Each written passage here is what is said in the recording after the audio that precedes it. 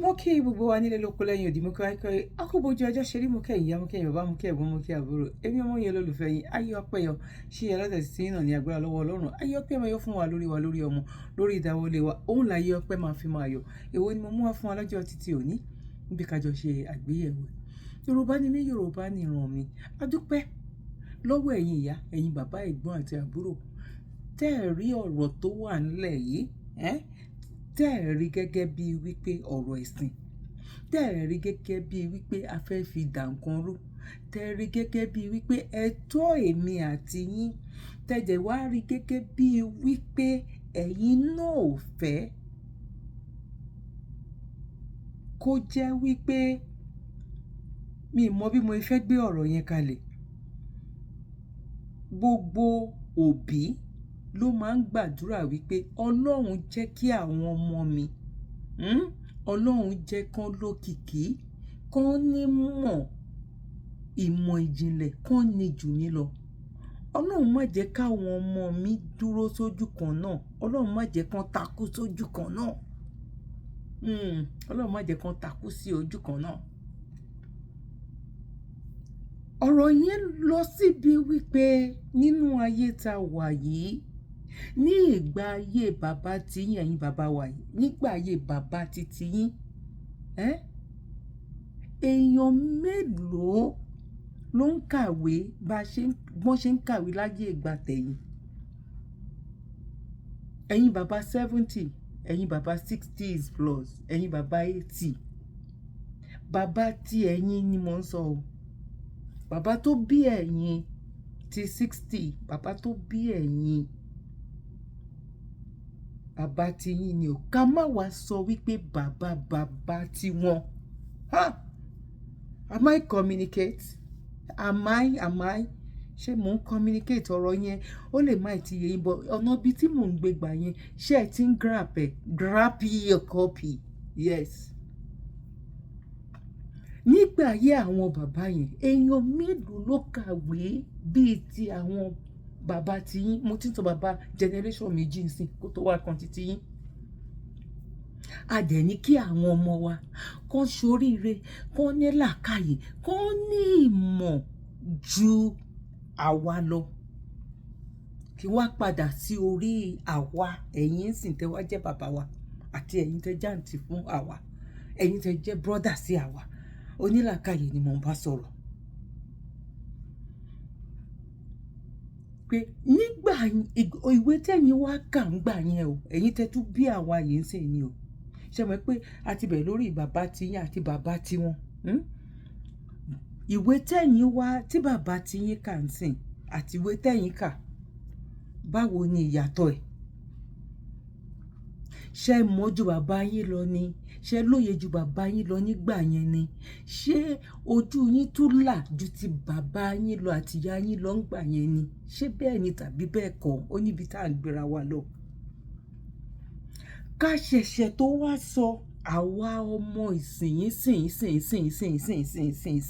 tá à ń bá yín sọ̀rọ̀ lọ́wọ́lọ́wọ́ yìí tó jẹ́ wípé o ò ní ìdá tiẹ̀ ti struggle àti kàwé púpọ̀ kó tó mọ nǹkan tó ń ṣẹlẹ̀ mọ́ níbi tí ìrọ̀rùn yẹn ti ń dé sìn. ara ìrọ̀rùn náà ni wípé tẹ́lẹ̀tẹ́lẹ̀ rí ṣé bá ṣe máa ń wora wa lélẹ̀ face me and face you ṣé bá ṣe máa ń ṣe lélẹ̀ no ojoojúmọ́ ni ìmọ̀ yẹn ń jáde lójoojúmọ́ ló ń jáde lójoojúmọ́ ìyá mi bá mi ẹ̀gbọ́n mi àti àbúrò mi onílàákàyè ni mo bá sọ̀rọ̀ mo dẹ̀ mọ̀ wípé àwọn onílàákàyè àwa la di platform Dr. Zabby Talk Show la di mú tẹ́ẹ̀dẹ̀ fi mọ̀ wípé èmi ò òjò ní mi ò bá èèyàn kankan ṣe ọ̀tá ẹni ejú rí òun lè jí ń gbà náà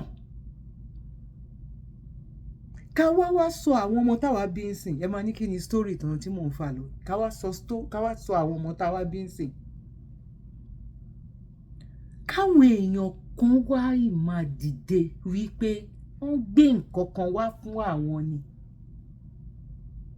àwa wá fẹ́ fi bà orísun wa jẹ́ a fẹ́ fi bà ọjọ́ ọ̀la àwọn ọmọ tó ń bọ̀ lẹ́yìn tó wọn tí ì bí sílẹ̀ ní tá a fẹ́ fi ba ayé wọn jẹ́ wípé wọ́n gbé nǹkan wá fún wa ni wípé báwọn bàbá wa ṣe ń ṣe leléyìí ìgbà yẹn àwọn bàbá wa ò kì í ṣe léyìí Yorùbá nation no going back torí wípé ìmọ́lẹ̀ dé òkùnkùn paradà ọ̀rọ̀ ẹlẹ́sìn ò mẹ̀sìn á lè dúró á lè dákẹ́ oníkálukú á lè fọwọ́ síbi tọ́wọ́ ń gbé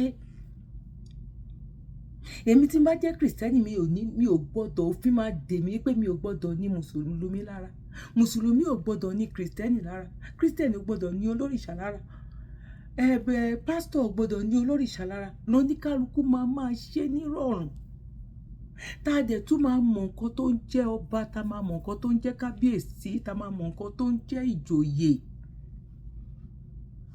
tá a máa mọ mínìnẹ̀ tá a máa padà láti lọ wò ó wípé kí ni orísun báwo ni history wa ló ń jẹ́ ká máa jẹ́ ọmọ Odùduwà ká máa jẹ́ ọmọ Yorùbá Odùduwà tiwa kò wá láti Mẹ́kà kankan kó tó di wípé Odùduwà dé kó máa bọ̀ láti Mẹ́kà Niger wà ń bẹ̀ Ghana wà ń bẹ̀ Kútọ́nù wà ń bẹ̀ Lomé wà ń bẹ̀ kò ríbi kankan balẹ̀ sí wọ́n dẹ̀ lọ ń ṣe DNA látọjọ́ yìí gbogbo àwọn tán kó lẹ́rú lọ àti ìríyàn kankan tó jáde wípé òkè o wọ́n ní Saudi Arabia ó tán mọ́ pẹ̀lú àwọn ará ilẹ̀ Yorùbá àló ṣe jẹ́ àwa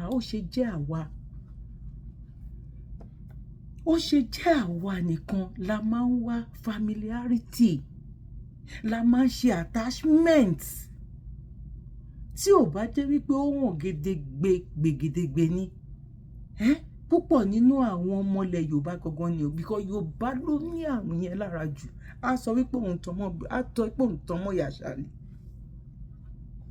á lóun tán mọ́ ìyá Ṣàlí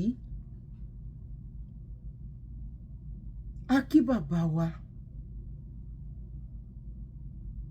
gọ́vnà kí lórúkọ gọ́vnà Ọ̀yọ́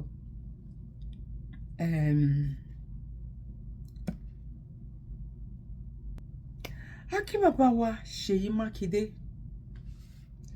Mákindé wọ́n ṣe gudugudu méje ohun yàyà mẹ́fà wọ́n ní tọmọ ẹni bá dára káwí tábà ọmọ ẹni ò lè dá títí ká lọ́ọ́ filẹ̀kẹ̀ sídìí ọmọ ẹlòmíì lótìtọ́ àti òdodo là ń sọ wípé àwọn pípù yìí wọ́n ń ṣe nǹkan tí ò tẹ́ wa lọ́rùn tó bá yìí ń sọ pé ọmọ Yorùbá lẹ́ni ọmọ Yorùbá náà sì ni wọ́n pẹ̀lú nǹkan tó ń ṣe yìí àwọn ṣe ọmọ kan àwọn kan ń ṣe ọmọ wípé ọmọ àlè ni wọ́n yes because wọ́n ti fẹ́ máa rí àwa ọmọ ọkọ gangan bí ọmọ àlè ká tètè máa sọ wípé ọmọ àlè lẹ́yìn yìí máa gbé fídíò wọn wáyé pé ọmọ àlè òun ni ẹ̀yin yìí ẹ̀yin máa ta ogún ìdílé yín ẹ ti ń ta ẹ̀dẹ̀ fẹ́ tà tán ni bọ̀ lọ́wọ́lọ́wọ́ tá a wà yìí òun ni mo kọ́kọ́ fi bẹ̀rẹ̀ wípé àwọn kan tún ti dìde ìgbà tí ya yín bàbá yín yẹn ó ti fail wọ́n ti gbẹ́sẹ̀ lé ó ti wọlé ó ti wọ mí you don't know nothing kẹ wá wo àrà tí president Shalom tó wà ní Kútọ́nù àrà tó dá ẹ wo àrà tí president Shalom ẹ wo àrà tó dá torí wípé kí ni wọ́n ń ṣèdè kan náà wọ́n ń momi kan náà wọ́n ń hùwà kan náà òun ni irú ẹ̀ náà làwa náà ń béèrè because bàbá léyìí tó ń sọ ìtàn yìí ẹ wo ibi tán ti ń ṣe interview fún ẹ wo inú ìlú tó ń sọ gangan irú ìlú tó ń sọ yìí nílẹ̀ Yorùbá yìí ó yẹ kí ìlú yẹn tí ò bá tiẹ̀ wá dàbí Dubai ó tiẹ̀ yẹ kó fara pẹ́ Kútọ́nù olówó kan láàrin òtòṣì 100 lẹ ṣì ń bá káńbẹ̀ torí Ọlọ́run ẹ wake up bó kò tiẹ̀ nídìí pé kẹ́yìn wake up because very very soon àwọn ọmọ tẹ́yìn bí fúnra ara yín gan àwọn náà máa sọ fún ìgbà yẹn ẹ̀ nílè lé wọn kàbàkàbà wọ́n máa sọ fún yín pé dájú ẹjọ́ ẹ torí Ọlọ́run ẹ wo ibi tá a dé ìyá àdìsíkò ti yín nìyẹn ó ń bọ̀ ó ti ń ṣẹlẹ̀ ó ti ń bọ̀ nsìn ó máa tó kanlẹ̀kùn báyìí Ó máa tó kanlẹ̀kùn báyìí. Ẹ máa retí ẹ̀. Ó máa tó kanlẹ̀kùn báyìí. Ìyá mi, bàbá mi, ẹ̀gbọ́n mi àti àbúrò mi máa gbé wá nísìn. Kẹ́ jókòó, kẹ́ wá bá mi farabalẹ̀, kẹ́ bá wa wo gbogbo nǹkan tó ń ṣẹlẹ̀ yìí.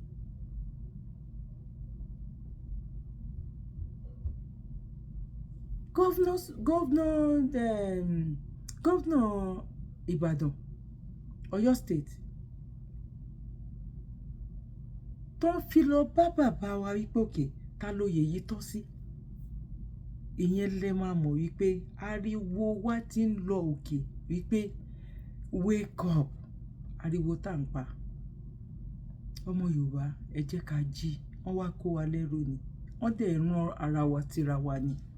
Ètò wa kó wa lẹ́rú ti wá tó, torí pé kí ni, eku òkè bí eku, ẹyẹ òkè bí ẹyẹ, ọmọ èèyàn fọhùn bí ènìyàn.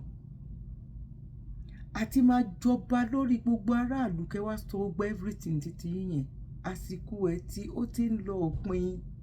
Torí ẹ̀ ló fi jẹ́ wípé gọ́vnà lè gbọ́ nǹkan táráàlú ń sọ. Gọ́vnà ti ń gbọ́, àwọn náà ti ń gbọ́. Ó mọ ogun tó ń lọ sí wípé àwọn náà ń gbọ́, ó ń wọ̀ wọ́n létí, ó ń wọ̀ wọ́n létí. Tá bá máa fi rí wòye ọdún 10 sí, ikú ò ní ṣán wa pa, ikú ò ní gbé wa mọ́lẹ̀ lójijì. A máa jọ rí. Ní àwọn Brazil, ní Israel, àwọn Júù tó máa ń fi adìyẹ tán fi ń bọ orí. Ṣé àrí dókítà nínú wọn? Ṣé àrí lọ́yà nínú wọn? Bẹ́ẹ̀ náà ni tẹ́ bá fi àyè gba àwọn títí wa tó bá mú education mọ́. Bọ̀ ìṣẹ̀ṣe wọn, ìṣẹ̀ṣe wọn, oníkálukú á lè mọ ìṣẹ̀ṣe ẹ̀. Ọmọ mi wà kò yẹ kó lo aṣọ pupa, ẹlẹ́dàá ìkádàrá ẹ̀ ò lo aṣọ pupa. Torí pé bí Ọlọ́run ṣe dá ìran Áfíríkà ni. Spiritual kíní lọ́lọ́run fi dá àwa. Òyìnbó náà mọ̀ bẹ́ẹ̀. Ẹlòmíì wà, ẹlẹ́dàá ò ṣe ọmọ ọ̀dọ̀ níbì kankan, wọ́n máa ti sọ. Bá jẹ́ nǹkan kékeré báyìí ló ní lọ máa ṣe. Ẹlẹ́dàá ò ṣàbárò níbì kankan. Gbogbo àwọn ẹni yìí, wọ́n ní ẹ má ṣe bẹ́ẹ̀. At the end of the day, ńṣe lọ kó bá wa. Wọ́n ti kó bá wa o, ẹ gbà wá. Wọ́n kó bá wa ní o, a dẹ̀ ti ṣe tán láti gbára wa. Ẹ máa bá mi ká lọ. Now, in your homes, the pictures of God that you have is what color? Be honest, tell the truth and shame the white man. What color are the pictures on the wall in your homes? White.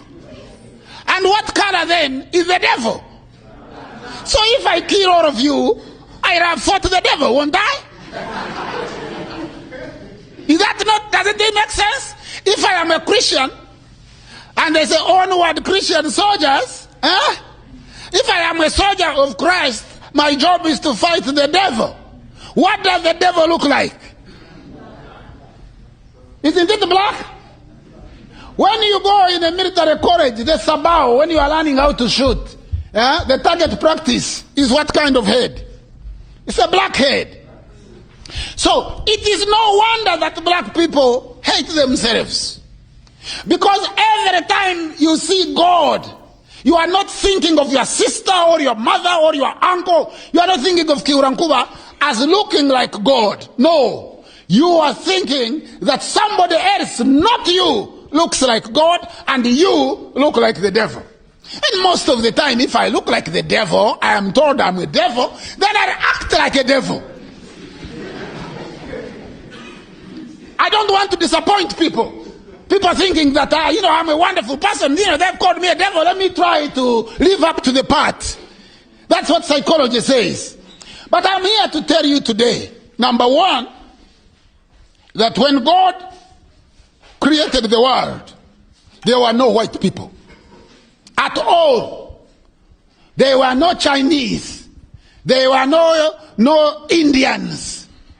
There were no Italians, no Romans, no Germans, no Poles, no Finns, no Swedes, no Goths, no Vandals, no Visigoths, no Vikings. They were only black people. Only black people. They were probably at the time darker than you. So, if you read any sacred text and it says that you are created in the image of God and in the likeness of God, it means God is what color? Black. And anytime anybody gives you a God who doesn't look like you, you give him that God back. You say, you know what? Yeah, your God looks okay, but just take him. Because at the dawn of time, there were no other people on earth but us. None. And you know the most interesting story is that story unfolded around this river that passes it through your district. The Nile. That is where humanity began. To the extent that UNESCO, United Nations Educational Scientific Committee Organization, in volume 2, chapter 1, it says, as a result of the work of Professor Like and other subsequent work, it leads us to conclude that more than 150,000 years ago, beings morphologically identical with the man of today were living in the area of the Great Lakes, at the foothills of the mountains of the moon, at the source of the Nile, in the land of the gods, and nowhere else. UNESCO, nowhere else. Humanity went through 5 stages. The first stages are known as Australopithecine, black. Where were they living? Where you are living. How old? How long ago? 5.5 million years ago. Who was living in Europe at that time? No one. Who was living in Asia at that time? No one. Who was living in America North? None. America South? None. Bismarck Archipelago? No one. Australia? Tonga? None. Haiti? Fiji? Samoa? Who was living there? No one. Humanity was only here. 3.5 million years ago, Homo habilis. Where was he living? Here. Was he living elsewhere? No. 1.5 million years. Humanity at the stage of Homo erectus, the African that walks upright. Where is he living? Here. He lives here to populate the world. He passes through the Gulf of Eden, avoids Saudi Arabia, crosses into India. And then he goes through Kenya, Mijikenda, Tayar in Australia, and populates all the islands in between. Avoids Israel, avoids Jordan, avoids Syria. He also discovers fire. Then 150,000 years, modern man, known as Homo sapien. Homo sapien. The oldest Homo sapien, the bones discovered in Omo Valley in Ethiopia and Kenya. He started where? Here. Then he moves with his feet and his cows, mobile food, and his language, articulated symbolic language, and his brain, a bigger cranium, and he populates Europe. He is the first person to populate Europe about 40,000 years ago, known as Gromordi. The first people to populate Europe were black people. They were known as Gromordi. First people to populate England were black people. They were known as Bika. First people to populate India were black people. They were known as Dravidians. First people to populate Japan, black people. They were known as Masaba Negroes. Mulembe, Kamaku, Wagasile, they came from here. They populated Japan. That's why Japanese names are like Ugandan names. Takahara, Nakamura, Kato, Toyota, all those. Because the first Japanese were black people.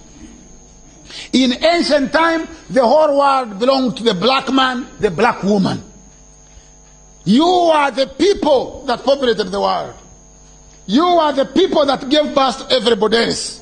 And quite significantly, and I am telling you this as a scholar, I have a library of 32,000 books. I have read each one of them. Not only read them, but remember them. I have traveled in almost every corner of the world, lectured at the most prestigious universities. I am telling you that in ancient time, the only people who are on earth were you and your ancestors. You. And you are also the people of the scriptures. All scripture, be it the Rigvit Veda, the Namapali, the Peramperu, the Papyrus of Ani, the Papyrus of Hunefa, the Quran, the Bible, the Book of the Rosta, the Epic of Gilgamesh, is all about black people. Black people. Nísẹ̀yìn, ìmáàmù ní bàbá ọba o, ìsọ̀lú mi o, ọba ní àdọ̀bálẹ̀ fóun, ká bọ́ síwájú, ká dọ̀bálẹ̀. Àwọn akábíyèsí ẹ má bínú, sọ̀yájú sí yín, fi ṣègbéraga, fi ṣàbùkún yín, àwọn tó ti lọ sáájú yín náà mọ̀ pàwẹ̀ dọ̀bálẹ̀. Ìfẹ́ Ọlọ́run, ìfẹ́ Ànábì sì ni sallallahu alaihi wasallam. Fẹ́ mú fún wa lọ́wọ́ ara wa, tá bá bínú agbára ẹnìkan ọ̀ká wa nílùú yìí o. Tá bá bínú kódà ọba àlú agbára rẹ̀ ọ̀ká wa. Ṣùgbọ́n a sì ń ṣe sùúrù náà nígbẹ́ pé onílò nífẹ́ kí lò. Islam àtọ̀hún rìn wa ni mo ní nísẹ̀yìn Islam ẹ̀ sàtọ̀hún rìn wa. Islam ò sì kẹ́yìn dé nísẹ̀yìn. Àwọn bàbá wọ ìyàsọ́rọ̀ oyè ni. Ẹ wo gbogbo àdúgbò tí Islam wà, gbogbo àdúgbò tí Islam wà, Òkè Ọlá, Òkè Ọjà, Ìjẹ̀mbà. Àárín gbogbo ìlú ni wọ́n wà, wọn ò sí lẹ́yìn ìlú. Báwo ló jẹ́ pé níbi tí Islam wà ló wà láàrin ìlú? Ẹ pé ibi tí Islam ò sí tí ò tó nǹkan mẹ́ ló wà lójú ìlú. Táwa sọ pé àwọn tó wà láàrin ìlú yẹn àlejò. Báwo lèyàn ṣe fà àlejò sí àárín gbogbo ìlú? Àlejò wọ́n máa fúnlẹ̀ ní pé wọ́n náà lọ múlẹ̀ ń bẹ́ẹ̀ ni, lẹ́gbẹ̀ẹ́ kan bẹ́ẹ̀ ni. Àlejò ní múlẹ̀ sáàrin ìlú. Bàbá wọ́n yìí sí àlejò nínú ìlú yìí. Tí bẹ́ẹ̀ nìkan máa pàtàn pé ìsìláàmù bákan. Níjọ́ Ìsẹ́yìn ti bẹ̀rẹ̀, ìsìláàmù ti bẹ̀rẹ̀ nínú Ìsẹ́yìn mi. Ọ̀rọ̀ ẹgbẹ́tò, gbogbo ìtàn ilẹ̀ Yorùbá ló dàrú. Ìtàn Yorùbá gangan fúnra ara rẹ̀ dàrú. Wọ́n máa sọ̀tàn ìtàn Odùduwà báyìí ní ìsẹ̀ẹ́kẹ̀ máa rẹ́rin ni. Wọ́n pè Odùduwà ìgbà tí ń bọ̀ láti kọ̀lé ọ̀run wá sí kọ̀lé ayé. Wọ́n wá mú chain, ń bá chain bàbá yìí. Omi ní bẹ́ńlẹ̀lẹ̀, wọ́n wá mú ìkarahun ìgbín tọrọ yèpẹ̀ sí. So wọ́n wá da ìkarahun ìgbín yẹn, ó dá alẹ̀ sórí omi. Òrò má jẹ́ adìẹ ọlọ́mọ tó mú lọ́wọ́, ó wá fílẹ̀ òun lọ́wọ́ tán yèpẹ̀ rẹ̀ tó fi dé Ìsẹ́yìn, tó fi dẹ́kò, tó fi dé Ìbàdàn, tó fi káàkiri gbogbo ayé. Yẹ̀pẹ̀ tá ń tàn yàn adìẹ ọ̀kan lọ́tàn káàkiri bẹ́ẹ̀. So fún mọ̀jásàfà, ẹwọ àgọ̀ nínú ọ̀rọ̀. Ìtàn táwọn professor tó ń sàkọọ́lẹ̀ rẹ̀ nìyẹn. Ìtàn tó mọ primary school tí ó fọ́t bí adìẹ ọ̀kan. O lè tán yẹ̀pẹ̀ Ìsẹ́yìn nìkan tó wá pé yẹ̀pẹ̀ gbogbo ayé. So ìtàn míì tún gbé pé rárá Odùduwà ọ̀wá látọ̀run. Ilẹ̀ Lárúbáwá ti wá. Nígbà ó sì dé Ilé Ifẹ̀, ọba àwọn èèyàn ń bẹ. Kódà Ọbàtálá òun lọba ń gbà ní overthrow ẹ̀rí, ó gbàjọba lọ́wọ́ ẹ̀rí. Ẹ bá sọ wípé Álímì gbàjọba lọ́wọ́ Àfọ̀njá n'Ílọrin, kìí ṣe Álímì làkọ́kọ́ tí ọkọ̀ gbàjọba nílẹ̀ Yorùbá. Odùduwà náà gbàjọba lọ́wọ́ Ọbàtálá ní Ilé Ifẹ̀. Àwọn èèyàn kan bẹ nílé Ifẹ̀ àti láwọn Èkìtì, Ìkàrẹ́, Àkókò àbí Èkìtì, Ìkọ̀lé àbí nǹkan kan báyẹn, àwọn ọ̀gbàra wọn lọ́mọ Odùduwà. Torí pé àwọn gbà páwọn tí ń bẹ nílé Ifẹ̀ ṣáájú kó Odùduwà ó tó dé àwọn ìsọmọ Odùduwà ń tàwọn. So kò sí ti tún nínú ọ̀rọ̀ ayé. Ọ̀pọ̀lọpọ̀ ọ̀tàn dàrú ńlẹ̀ Yorùbá torí pé àwọn tó lajú tí ó kọ̀tàn ò tètè sí. So nínú àwọn tó kọ̀tàn tó rí tàn kọ díẹ̀ ńlẹ̀ Yorùbá, Michael Jackson àti lórúkọ rẹ̀ ń jẹ́ òyìnbó ni, ọmọ UK, òun lọ́kọ̀tàn ńlẹ̀ Yorùbá táwọn èèyàn máa reverse lọ́pọ̀lọpọ̀. Òun làwọn kẹjọ kọ̀tàn Yorùbá yẹn tó sì rí tàn yẹn kọ díẹ̀. Látara dí yẹn, Islam ẹ ṣàjòjì nínú Ìsẹ́yìn ọ̀, àwàláwà láàrin gbogbo ìlú. Báwo lẹ́ni tó wà láàrin gbogbo sí á jẹ́ àjòjì nínú ìlú ẹ̀? Ọlọ́run kó ṣàánú wa. Onígbàgbọ́ ṣe ń gbàyè bí wọ́n ṣe ń gbàyè, àwọn náà a máa ń gbàyè, a sì máa ń gbàyè. yóò sì rí bákan náà fún àwọn mùsùlùmí. Ṣùgbọ́n mo fẹ́ kẹ́ tún sọ ìbéèrè tẹ́ kọ́kọ́ sọ yẹn. Mo ní kí ni bí kókó ọ̀rọ̀ yẹn. ọdún mélòó ló gbà yín? Ok, ọdún mélòó. Ó dá lórí akitiyan ẹni náà. Tó bá ti gbìyànjú dáadáa ó lè lò bí ọdún 10 láti fi kọ́fà, láti fi ká ọpọ́n. A máa sọ pé ó ti ká ọpọ́n, tàbí láti fi gba ìyọ̀ǹda lọ́dọ̀ ọ̀gá rẹ̀. Ó lè jù bẹ́ẹ̀ lọ o. Bóyá ó jẹ́ ẹnìkan tó ti ní oríṣiríṣi bùkátà, bóyá ó ti níyàwó ńlé àtọmọ, tí ò bá sáyè púpọ̀ jù yóò kàn lọ sọ́dọ̀ ọ̀gá rẹ̀ lójoojúmọ́ ni, kì í ṣe pé yóò gbé ń bẹ̀. Ṣùgbọ́n ìgbà míì ọmọ awo tàbí ọmọ òòṣà yóò gbé ọ̀dọ̀ ọ̀gá rẹ̀. tẹ́mi bá kọ́kọ́ rí màá ní òyìnbó pẹ́ẹ́pẹ́ ibi pẹ́ẹ́pẹ́, ṣùgbọ́n ṣé ìgbà kọ́kọ́ ti wà tí ẹ wà láàrin àwọn Yorùbá tí wọ́n ń sọ̀rọ̀ yín ní dáadáa àbí ní aburú? Báwo ni ẹ ṣe báwo lẹ ṣe yára sí wọn? Ní tòótọ́ ìrántí ìgbà kan tí wọ́n ti bú mi rí láì mọ̀ pé mo gbọ́ Yorùbá. Ṣùgbọ́n tí n bá torí Yorùbá kì í ṣe bẹ́ẹ̀. Ṣùgbọ́n àwọn orin yẹn òyìnbó pẹ́ẹ́pẹ́ kankan ó ti mọ́ mi lára. So nǹkan tí wọ́n máa súnyàn nígbà míì ni pé tí n bá bẹ̀rẹ̀ sí bá wọn sọ̀rọ̀ ní Yorùbá ó máa jọ wọ́n lójú. Wọ́n sì máa sọ̀rọ̀ nípa kínní ẹ̀ tí kò ní ìtumọ̀ kankan nígbà míì, ṣùgbọ́n àìmọ̀kan ló fà á.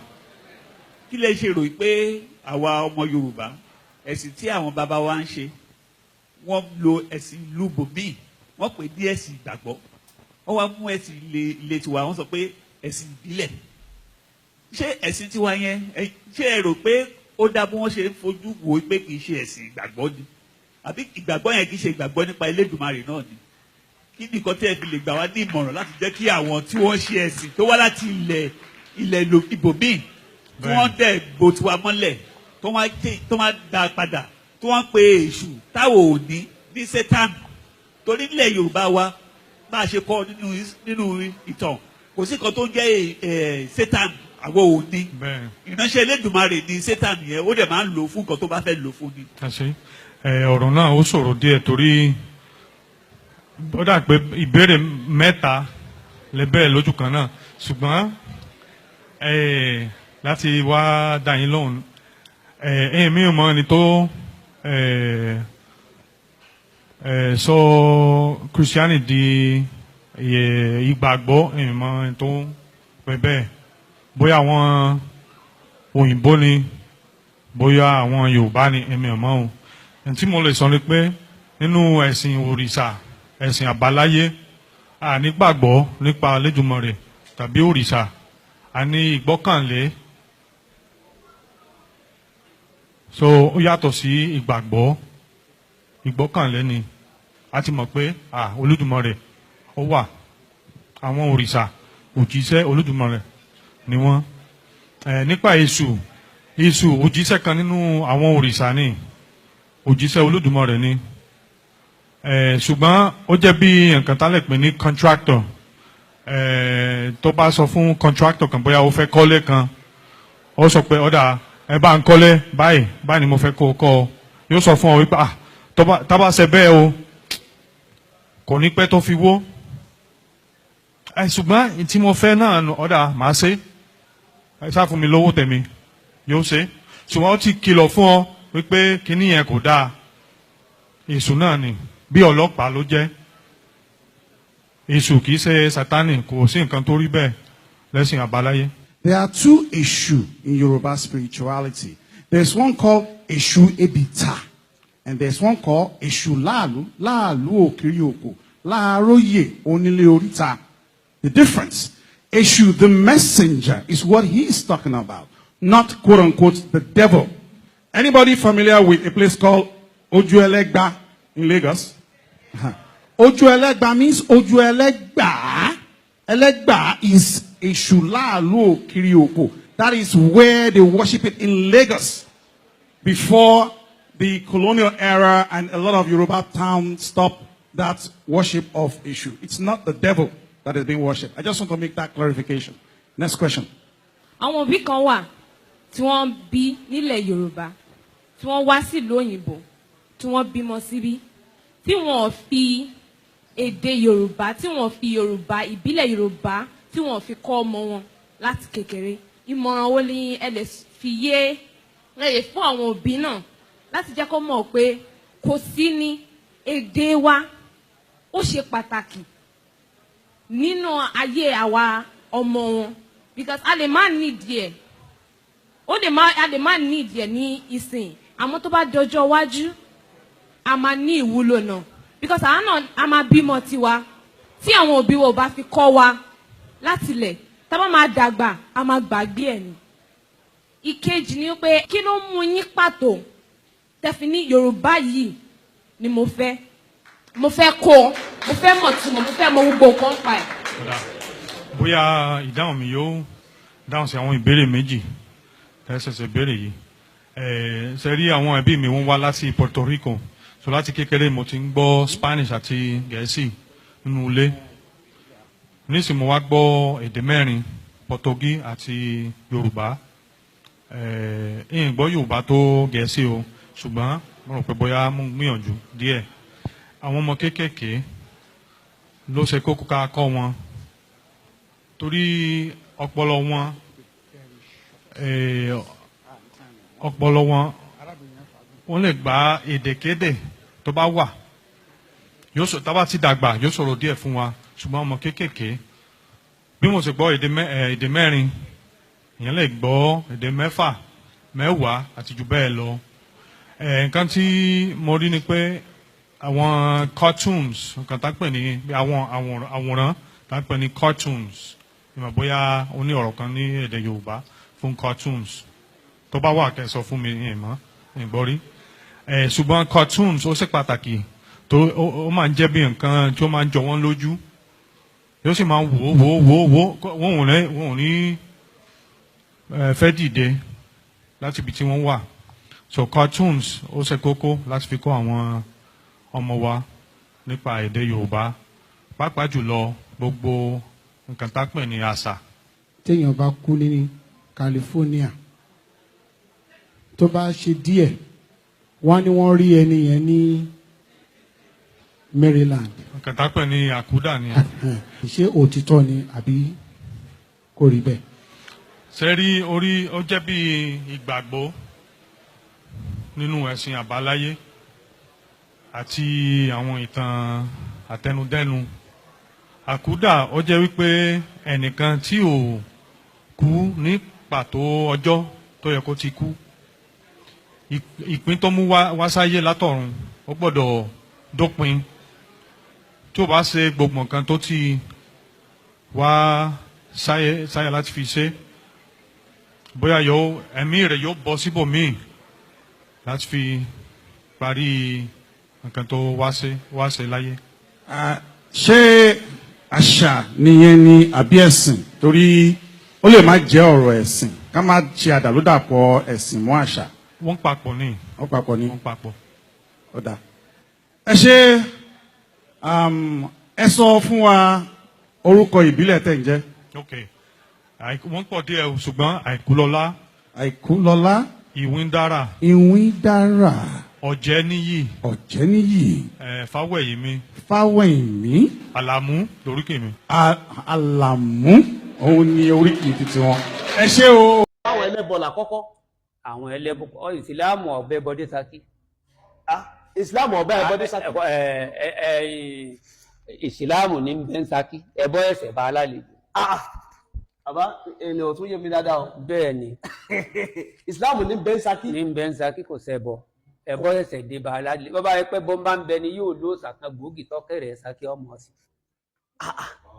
Allahu Akbar. Ẹ pé ẹbọ bá ń bẹ ń Ṣakí yóò lé òṣàkẹ́ tọ́kẹ̀rẹ̀ ọmọ ọ̀sìn. Èyí ọ̀kẹ́ bá fẹ́ràn níyẹn láàyò. Torí páwọn tí wọ́n kọ́kọ́ wá jẹ ọ̀kẹ́ àwọn tí wọ́n fọwọ́ méjèèjì bẹ́rí fọ́lọ́run ni. Àwọn tí wọ́n kọ́ jẹ ọ̀kẹ́ rẹ̀ Ṣakí. Àwọn tí ń fọwọ́ torí pé ẹ̀sìn ni wọ́n bẹ ni wọ́n tẹ̀lú yìí. Ẹ̀sìn wọ́n tẹ Ṣakí. Ọ̀nà márùn-ún ni wọ́n sì rí kí ìlú òfin ní tú sí àwa mọ̀nà márà. Allahu Akbar. Anakumala. Allah. kìí ṣe pé Ṣàngó kan ni wọ́n fi tìbì kan kìí sọya kan kìí sọ sàálà kan tíra ni wọ́n rì sígun mẹ́rẹ̀ẹ̀rin tí ń bẹ níbi tí wọ́n sì rí ẹ̀ka àrùn síbi tí mọ́ráfà kọ́lé sí ní. káì láìláìlànà tẹkibíir. ǹdè mọ́ráfà kọ́lé sí láàrin ìjà ni níbẹ̀ ni wọ́n rí ẹ̀ka àrùn sí pé asẹ́tẹ̀ ni ogun ò ní wọ̀lú yìí láéláé ogun ò sì wọ́. láìláìlànà. bẹ́ẹ̀ bá ná mọ̀nà márààrún tí máa ń nà ń tọrọ kò sí ohun tó fẹ́ jẹ́ tí ò ní jẹ. láìláìlànà. Allah akbar. Allah akbar. ẹ̀ka àrùn ni wọ́n rí sáàrin jàǹbí sọ́ọ̀bù lọ́wọ́ bá wọn tọ́ títí kọjú sí ní. àárín ìjà eré àpáta níbẹ̀ ni wọ́n rí ẹ̀ka àrùn sí. àwọn tí kọ́kọ́ mọ́ ń bẹ́rí. àní gbogbo ọba tó jẹ́ ń Ṣakí ní fọwọ́ méjèèjì bẹ́rí lọ́fọ́lọ́ ní kíráká mẹ́rin lọ́dún. láìláìlànà. kò sí ọba kẹta jẹ nílẹ̀ yìí tí ọba wa lọ sí yídì ìdẹ́yà àti tààwọ̀. láìláìlànà. Allah akbar. Allah akbar. àwọn tí wọ́n sì jẹ́ olóṣègbò ọlọ́run tí wọ́n ní nǹkan. gbogbo alárí fídíò tí mo play tán lókè ṣùgbọ́n ohun tí ò ní gele sọ̀rọ̀ sí bàbá yọpọ̀ ni pé àgbàlagbà ni wọ́n. Ifá ní ká bọ̀wọ̀ fágbà. Ifá ní gbogbo tẹ́ni bá fẹ́ ṣe kẹ́ni ọmọ bọ̀wọ̀ fágbà. Ifá tẹ̀wá ní ká bọ̀wọ̀ fágbà Ifá ò ní ká bọ̀wọ̀ fágbà. nílẹ̀ ọmọ káàárọ̀ òjíire bí a ní láti bọ̀wọ̀ fágbà ni màá fi bọ̀wọ̀ fún bàbá yìí. tó bá jẹ́ pọ̀ kan náà àwọn ọmọ yín ló jáde sọ̀rọ̀ eléyìí kò bá mọ ohun tí ò bá gbọ́.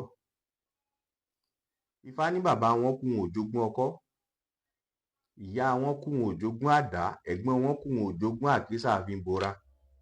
Díákùn Ọ̀rúnmìlà bá bùkún mọ̀ rẹ́rẹ́ dọ́mọ, òkò mọ̀ rẹ́rẹ́ tí bàbá fi sílẹ̀ ó tó mi. ọ̀nà òtítọ́ tí Ifá fi lélẹ̀ fún mi ó ti tó mi tèmi. ìyìn ní parọ́ kí n tó jẹ́ èèyàn láyé. ẹ wo bí bàbá yìí ṣe ń parọ́. kò sí ọ̀rọ̀ Ifá tí ó lọ láìṣẹ. Ifá ní àtìtìdáyé ò kan tẹ̀gbọ́n, ẹni tó rí bá san ní jẹ́ bàbá. kí yóò dàgbà ọ̀sán pé kí yóò mọ̀ tán. fídíò tá a gbé wá yìí kí yóò dàgbà. báwo ló ṣe rí bàbá yìí dàgbà kò ní kó mọ̀ tán. ojú wo lẹ fi wò ó. ìlú Ṣakí nínú fídíò ẹ wá sọ pé Quran ló tẹ bàbá yẹn mú bí tí Quran ti dákọ̀ Ṣakí jáde. àwa nìkan kọ́ lójú wa ti là. ọ̀kẹ́rẹ́ Ṣakí ọ̀kẹ́rẹ́ Ṣakí ọ̀kẹ́rẹ́ Ṣakí bàbá ṣe lè dákọ̀ ọ̀kẹ́rẹ́ àkọ́kọ́. ẹ sọ ìtàn rẹ̀ díẹ̀ fún wa. ẹ jẹ́ kí ala ojú wa ká mọ́ ọ̀tún sọ́wọ́ ọ̀tún. ogun tó wá jà wọn ọmọ Yorùbá tí Quran ló fi jà. ayé ló ti ń dìde. ẹ máa rí lóríṣiríṣi tó tẹ̀ gbọ́n ohun tí ń jẹ́ Quran ẹ máa rí àwọn youths tó ń sọ̀rọ̀ sókè. ẹ má sọ wípé wọ́n wá mọ́ kí Ṣakí ògún ọ̀rọ̀ kí àgbẹ̀dẹ ọ̀rọ̀ bàbá àjòjì èèyàn kì báwọn dán sàbàrí ẹrú tọmọ ní báwọn rológun. bàbá kí ni ológun tí bá ń sọ̀rọ̀ kí ni àṣàbàrí tí bá ń sọ̀rọ̀ ńbẹ. ó sani tí Quran wọn fi tẹ́lẹ̀ àṣàbàrí. àṣàbàrí tí bá ń sọ ohun tí Quran ló bẹ níbẹ̀ bẹ̀. ló tẹ̀ ń parọ́ fáyé. àwọn irọ́ òun náà lẹ́ ń wù àwọn ọmọ yín tí wọ́n á mú láàrẹ̀. ojú láwà o àbíyàn kan ṣọta o. ẹ̀yin tó yẹ kí wọ́n mọ wá bá lọ́jọ́ ọ̀la láti wá béèrè ìtàn. ẹ̀yin àgbà tó yẹ ká mọ wò. This is good news to all. But first of all, write this number down. 1-845-293-8937. You will get through to Define Travels and Tours. They help you process and obtain USA work permit visa, tourism and visiting visa, vacation and cruises. Wow! The USA work permit visa allows you to legitimately work anywhere in USA once you arrive. Interesting. Call Divine Travels and Tours, New York, USA on 1-845-293-8937 or send email to divinetravelstours5@gmail.com. Divine Travels and Tours is tested, trusted, and reliable. Kindly subscribe to YouTube channel and follow on Facebook page at Dr. Zabby's Talk Show.